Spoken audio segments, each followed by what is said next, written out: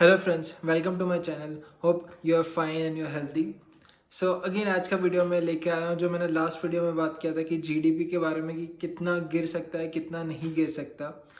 उसके बाद उसके नेक्स्ट डे ही मैं जब मेरा वीडियो रिलीज़ हुआ था तभी जीडीपी के नंबर्स आ चुके थे, बट अभी मैं उनका उसका एनालिसिस कर रहा हूँ थोड़ी रिसर्च के बाद।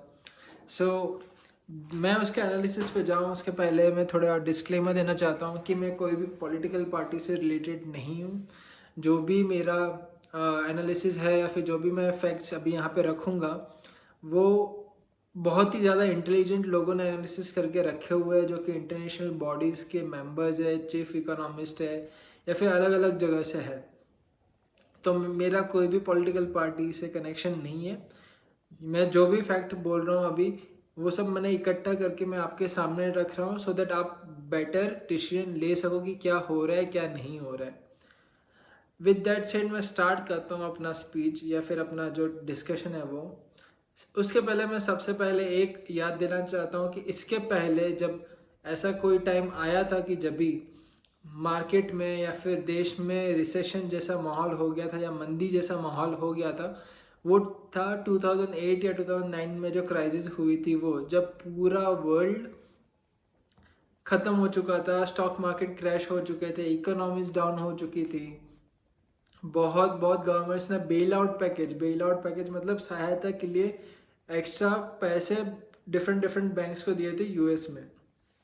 तो उससे बहुत ही ज़्यादा बड़ी इकोनॉमी में प्रॉब्लम हुई थी, बट लकीली इंडिया में प्रॉब्लम नहीं हुई थी। तो उसका एक रीज़न है। तभी मनमोहन सिंह जी जो हमारे प्राइम मिनिस्टर थे और पहले उसके पहले 91 में फाइनेंस मिनिस्टर रहे, तो उनका योगदान अभी तक इंडिया की इकोनॉमी में बहुत ही बड़ा रहा है। जब 1991 में फाइनेंस मिनिस्टर थे तभी उन्होंने इंडिया की इकोनॉमी को फॉरेन इन्वेस्टमेंट्स के लिए ओपन किया था।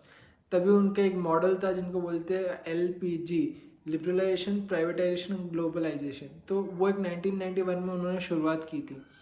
2008 में जब ये मंदी पूरे वर्ल्ड में थी, पूरे वर्ल्ड में सब सुसाइड कर रहे थे, हज़ारों लाखों लोगों ने सुसाइड किया था बिकॉज उनका पैसा चला गया था।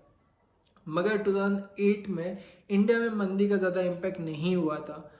तो उनका रीज़न जो मीडिया वाले और बहुत सारे लोगों, शायद आपको भी पता ही होगा क्योंकि आपने सुना होगा ये चीज़, कि ये रीज़न था कि इंडिया में दो टाइप की इकोनॉमी चलती है और जीडीपी भी हमारा होता है वो दो टाइप की इकोनॉमी से चलता है।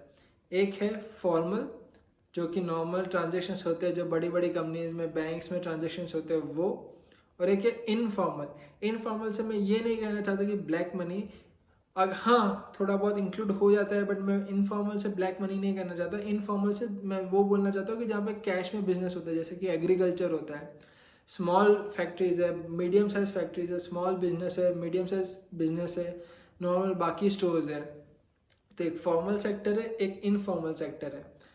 अब इनफॉर्मल सेक्टर में रिसेंटली 3-4 साल पहले इश्यूज हो गए थे बिकॉज ऑफ डिमोनेटाइजेशन के। इनफॉर्मल सेक्टर पूरा ही ठप हो गया था और इकोनॉमी को रिवाइव करने के लिए वापस धीरे धीरे धीरे धीरे बढ़ रही थी।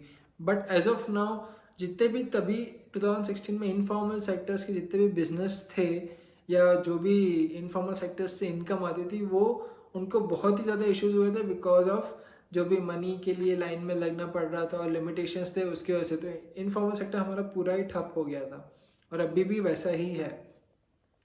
सेकेंडली, एक बार जीएसटी का इम्प्लीमेंटेशन फेज आया था जब बहुत सारे डाउट्स थे, बहुत सारे क्लैरिफिकेशन आए थे, तभी भी जो सबसे ज़्यादा हिट हुआ था वो बड़े सेक्टर्स या बड़े बैंक या बड़े इंडस्ट्रीज हिट नहीं हुए थे बिकॉज उनको तो फॉलो करना है वो कर लेंगे।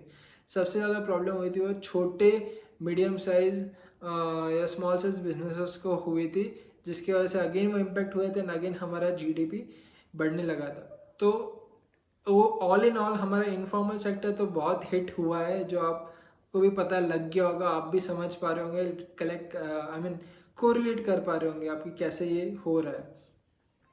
और अभी जो हमारा जीडीपी आया वो था -23.9%। मैं ऐसा नहीं बोल रहा गवर्नमेंट की कोई प्रॉब्लम है, पूरे वर्ल्ड में ही ये इश्यूज चले एंड वो जनरल है बिकॉज ऑफ कोविड 19 पूरे वर्ल्ड में लॉकडाउन था। तो लॉकडाउन होगा तो ऑफकोर्स इनकम्स में या फिर स्पेंडिंग में प्रॉब्लम आएगा, वो कम होगा ही। जैसे कि स्पेंडिंग में इसलिए प्रॉब्लम आई क्योंकि बिजनेस सारे ठप हो गए थे और एम्प्लॉयमेंट नहीं थी तो परचेसिंग पावर नहीं रहेगी, और परचेसिंग पावर नहीं है तो फिर आगे की और फैक्ट्रीज कैसे चलेगी। तो बहुत सारी ऐसी चीज़ें थी।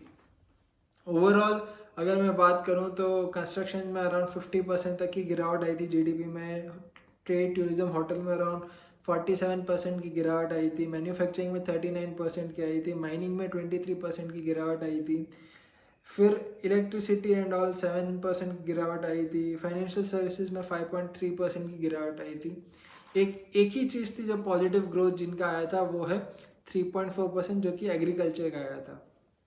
और वो भी क्यों आया था वो मैं बता देना चाहता हूँ कि बहुत सारे इकोनॉमिस्ट ने या फिर जो भी एक नॉलेजेबल लोग होते हैं उनका एनालिसिस ये था कि जैसे कि सिटीज़ में मेन सिटीज़ में अगर जॉब ख़त्म हो गई तो बहुत सारे लोग अपने गांव चले गए थे, और वहाँ पे गांव में उन्होंने अपना खेती करना स्टार्ट कर दिया था, और वो खेती की वजह से उनका थोड़ा सा इम्पैक्ट एग्रीकल्चर ग्रोथ में पड़ा है। उसकी वजह से एग्रीकल्चर का ग्रोथ ज़्यादा हुआ और बाकी सब बहुत कम हो गया।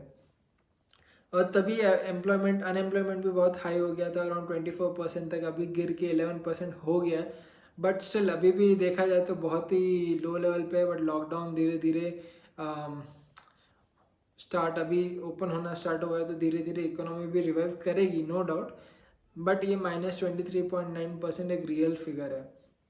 एक और चीज़ मैं बताना चाहता हूँ कि जैसे कि ये पता नहीं कहाँ से वायरल हुआ था, बट ये मैंने पढ़ा था कि फॉर एग्जांपल हमारा 23.9% और बाकी कंट्रीज़ का जो भी 5, 10, 11% या 20% जो भी है वो कंपेरेबल नहीं है, बिकॉज कुछ क्वार्टर ऑन क्वार्टर होता है या ईयर ऑन ईयर होता है, जिसकी वजह से बाकी कंट्रीज़ का जैसे कि यूएस का 40% नेगेटिव चला जाएगा। तो ऐसे नहीं चलता। अगर ये क्वार्टर है तो × 4 करके वो ईयरली नहीं निकाल सकते, -40% करके ऐसा नहीं चलता है। This is not how the economics works. International monetary fund की चीफ इकोनॉमिस्ट है, एक इंडियन ही है, गीता गोपीनाथ। उन्होंने एक कंपैरिजन बताया था कि सेम कंपैरेटिव लेवल पे, मतलब उन्होंने क्या किया, टॉप 10 इकोनॉमिस्ट को कंपैरेटिव लेवल पे ला दिया। अगेन मैं रिपीट कर रहा हूँ, ये कंपैरेटिव लेवल पे ला दिया, मतलब सारे आंकड़ों को सेम लेवल पे लाके कंपेयर किया, जिसमें एक सिवाय चाइना के अलावा जिन्होंने पॉजिटिव ग्रोथ किया, बाकी सबका नेगेटिव था। और सेम वे यूएस का अराउंड 7 to 10% के करीब था, और इंडिया का 25% नेगेटिव चल रहा था। मतलब अगर मैं कंपेरेटिव लेवल पे लाऊं इंडिया को बाकी सब कंट्रीज से, तो इंडिया का और डाउन चला गया था, विच इज़ 25.2% या समथिंग। ये गीता गोपीनाथ जी जो भी आईएमएफ के चीफ इकोनॉमिस्ट हैं, उनके ट्विटर हैंडल पे भी आपको मिल जाएगा और न्यूज़ आर्टिकल्स पे भी आपको मिल जाएगा। उन्होंने क्लियरली, और वो पीएचडी है, प्रिंसटन यूनिवर्सिटी से पीएचडी है, और वो एक वो लेवल पे आईएमएफ में चीफ इकोनॉमिस्ट। तो अब वो तो गलती नहीं कर सकते कि उन्होंने कंपैरिजन गलत किया या कुछ भी। तो उन्होंने एक कंपैरिजन लेवल पे लाया था जहाँ पे इंडिया की जो जीडीपी डिक्लाइन हुई थी वो सबसे ज़्यादा डिक्लाइन हुई थी। उसके बाद यूके था जो 20%, -20, 21% अराउंड था। तो दिस इज़ द फैक्ट, और वो मैं आप सबको भी व्यूअर्स को रिक्वेस्ट करूँगा कि आप वो एक जाके चेक कर सकते हो, सो दैट आप सबके डाउट्स होते हैं कि यूएस का -40 होगा, बाकी का -30, इसका -32, ऐसा कुछ नहीं है। वो सब बात गलत है। जो भी जिसने भी अफवाह फैलाई थी वो सारी की सारी गलत है। मुझे ये कंपेयर नहीं करना कि इंडिया में पहले कितना होता था अभी कितना है। हाँ, इंडिया में ये बात है कि इंडिया की हिस्ट्री में पहले जब ऐसा हुआ था तो वो शायद 79-80 में हुआ था, कि जब -5.2 एनुअलाइज चला गया था, मतलब पूरे साल का।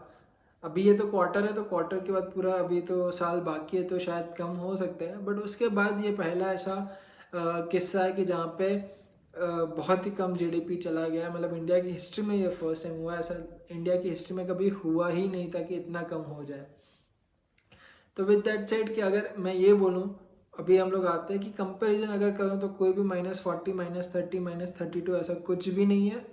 आप ये डेटा को वो डेटा की लिंक या ट्वीट का लिंक भी अपने डिस्क्रिप्शन में डाल दूंगा, आप देख सकते हो कि ये कैसे हुआ था, क्या हुआ था। तो ये कहीं पे भी -40% की बात नहीं है। इंडिया अभी भी लोएस्ट पे है एज यूजल, जो पहले भी था। सेकेंडली, अनएम्प्लॉयमेंट बढ़ गया है तो ऑफकोर्स ये सब होना ही था, क्योंकि लोगों के पास खर्चा करने को पैसे ही नहीं है। तो अब पैसे ही नहीं है तो वो सब आगे कैसे बढ़ेंगे। बट विद दैट सेड अभी धीरे धीरे इकोनॉमी लेवल पे आ रही है और बिजनेस स्टार्ट हो रहे हैं तो इंक्रीज भी हो जाएगा।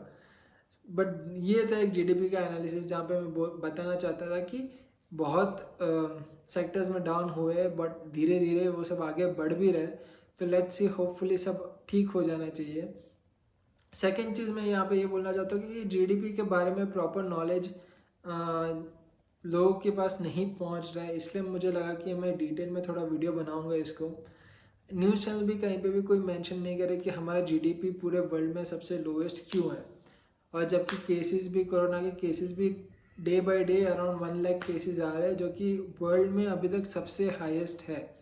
As of now 1 lakh world में approximately total around 3 lakh cases या 3,50,000 केसेस आते हैं, उसमें से अराउंड 1 लाख तो इंडिया के ही होते हैं। दैट मीन्स 1/3 केसेस तो इंडिया के ही होते हैं, बाकी सब पूरे वर्ल्ड में होता है। तो इतना फ़र्क आ गया और इंडिया के केसेस इतने बढ़ गए, तो ये बहुत ही चिंताजनक बात है। बट वो भी कुछ नहीं आ रहा ज़्यादा मीडिया पे, ना ही जीडीपी का कुछ आ रहा है। तो आई गेस मुझे लगा था कि ये बताना इम्पोर्टेंट है कि जीडीपी हमारा कैसे कंपेयर हो रहा है, क्या क्या लोगों ने कन्फ्यूजन्स क्रिएट किए थे और क्या क्या फाइनली है, जो कि मैंने आपको बोला। और आप ये डिस्क्रिप्शन की लिंक में भी, डिस्क्रिप्शन में लिंक डाल दूंगा, वहाँ पे भी जाके आप देख सकते हो। विद दैट सेड, यहाँ पे -23.9% हुआ है। दैट मीन्स अगर नेक्स्ट ईयर क्वार्टर में, ऑफकोर्स अब तो जो भी बुरा टाइम था, लॉकडाउन था, वो चला गया, तो अब तो बिजनेस इंक्रीज होने वाला है, तो धीरे धीरे जीडीपी भी बढ़ेगा। क्योंकि इसमें तो सिंपल सा लॉजिक है कि गवर्नमेंट का कोई दोष नहीं है इसमें। तो लॉकडाउन था तो जीडीपी कम हो गया, दैट इज़ लाइक सिंपल। कैसे मैनेज करना चाहिए था वो बात हमें डिटेल में नहीं जाना है, बट इट्स सिंपल, सबको अफेक्ट हुआ है तो इंडिया को भी इफेक्ट हुआ है। अब नेक्स्ट ईयर भी ये जीडीपी बढ़ेगा, तो नेक्स्ट ईयर में जब क्वार्टर ऑन क्वार्टर कंपैरिजन होगा, मतलब क्वार्टर नेक्स्ट ईयर का ये फर्स्ट क्वार्टर से कंपेयर होगा, तो बहुत बड़ा जंप मिलेगा। तभी दोस्तों आपको ध्यान रखना कि अगर कोई बोले कि हाँ बहुत बड़ा जंप हुआ और जीडीपी 10% 15% बढ़ गया, तो उसको बात को मानना मत। क्यों? क्योंकि ये तो -23.9% एक टेम्पररी था, टेम्पररी को आप परमानेंट से कंपेयर नहीं कर सकते। तो अगर 23.9% नेगेटिव इस साल था फर्स्ट क्वार्टर में, तो नेक्स्ट क्वार्टर में ऑफकोर्स ये सिचुएशन अब ठीक होती जा रही है, तो बढ़ेगा। तो nobody can come and say okay अब मेरा ग्रोथ इतना ज़्यादा हो गया, तो ऐसा नहीं होता दोस्तों। तो वो आप अपने ख्याल में रखना कि अगर नेक्स्ट ईयर आपको कोई भी झूठ बोलने की कोशिश करे कि बहुत बड़ा जीडीपी ग्रोथ हो गया, इकोनॉमी बहुत अच्छे से बढ़ने लगी, सब रिकवर हो गया, तो ऐसा मानना मत। क्योंकि पहले नेगेटिव था और फिर अगर कुछ भी पॉजिटिव में जाएगा तो ग्रोथ बड़ा ही दिखेगा। तो एक और चीज़ है। सेकेंडली एक चीज़ आप नोटिस करोगे कि यूके का भी जीडीपी अराउंड -20-21% तक गिरा है, विच इज़ सेकेंड लोएस्ट। मतलब हाँ, सबसे लोएस्ट इंडिया का 25% माइनस, अगर कंपेरेटिव लेवल पे देखो तो, और यूके का 20% अप्रॉक्स। वो भी क्यों हुआ है? क्योंकि वहाँ पे जस्ट लाइक इंडिया में कैसे कि नोटबंदी और जीएसटी इम्प्लीमेंटेशन की वजह से थोड़ी इकोनॉमी गड़बड़ा गई थी और धीरे धीरे रिकवर कर रही थी, सेम वे वहाँ पे भी बहुत ही इंस्टेबिलिटी थी बिकॉज ऑफ ब्रेग्जिट, जिसकी वजह से इकोनॉमी थोड़ी बहुत इम्पैक्ट हुई थी वहाँ पे। और सेम सिनारियो जैसे इंडिया में सिनारियो है, वहाँ पे भी सेम सिनारियो था कि इकोनॉमिक इंस्टेबिलिटी थी, कुछ भी प्रॉपर पता नहीं था कि क्या होने वाला है, एंड दैट्स वाई उनका इकोनॉमिक इम्पैक्ट बहुत ही ज़्यादा हुआ, 20% -20%, और यहाँ पे माइनस अराउंड 25% हो गया। तो आप ये कोरिलेट कर पाएंगे कि ऐसा क्यों हो रहा है, और आगे तो एनालिसिस जो भी करना है वो आप कर ही सकते हो। तो विद दैट सेड, मैं ये डिटेल वीडियो को यहीं पे ही समाप्त करता हूँ। अगर ये आप वीडियो अच्छा लगा और आपने अभी तक देखा है तो लाइक बटन दबाना मत भूलना, सब्सक्राइब करना, बेल आइकन को दबाना, और जितना हो सके उतना ये वीडियो को शेयर करना, सो दैट बाकी सब भी जान पाए कि क्या एक्चुअल जीडीपी के फिगर्स थे, कौन सा सबसे लोएस्ट है, कौन सा कंट्री सबसे हाईएस्ट है, क्या फैक्चुअल है, वो सब पता चल जाएगा। With that said, stay healthy, stay safe, stay quarantine, keep dreaming and keep following your dreams. Thank you.